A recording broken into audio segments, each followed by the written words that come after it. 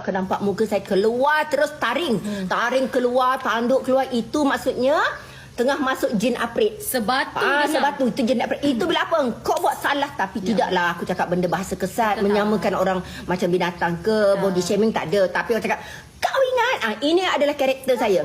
Kalau korang ingat, aku dah jadi ustazah. Maksudnya aku akan mengaji Al-Quran. Masa tu hidayah masuk. Nur keluar. Masa tu aku cakap sebutan qol-qolah aku cantik. Bismillahirrahmanirrahim. Terus masuk iman. Dia macam ni. Kalau pagi-pagi bonda tengah mengaji dekat barista tu, semua staff selamat. Dia kalau pagi-pagi bonda tak mengaji dulu, terus masuk, jom pergi holding room meeting. Semua mati aku. Dia macam tu. Nampak semua staff tahu. Ni aku cerita dengan korang ni, tak ada nak klaim-klaim aku ni cantik, mulia sangat. Tak payah nak klaim-klaim mulia, acah-acah terhormat sangat. Ya, aku ni asalnya apa dia?